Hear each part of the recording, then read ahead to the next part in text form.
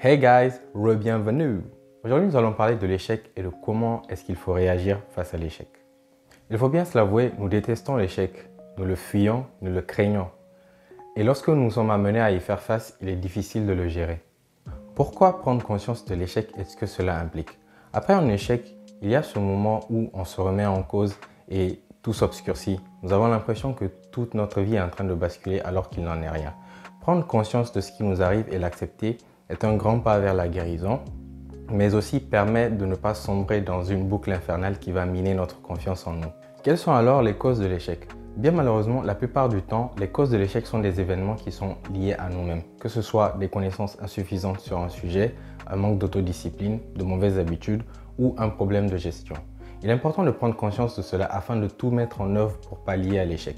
Cependant, malgré tous nos efforts, l'échec reste un événement qui peut arriver, car au final, nous ne pouvons pas contrôler les résultats, nous ne pouvons que contrôler nos actions.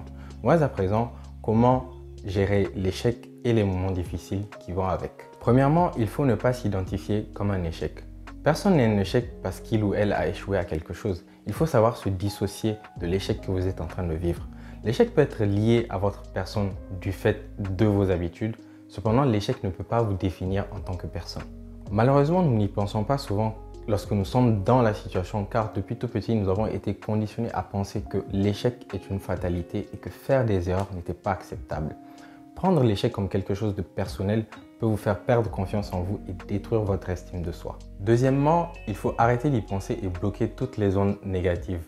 Une bonne chose à faire après avoir vécu une situation d'échec plus ou moins douloureuse est de changer d'air, s'éloigner afin de ne plus y penser ou du moins de s'aérer la tête. Cela permet de prendre du recul sur la situation. Aussi, dans cette phase, il est important de ne pas écouter les avis de n'importe qui, car les gens ont vite fait de vous insuffler des pensées qui vont vous empêcher de dormir la nuit, volontairement ou involontairement.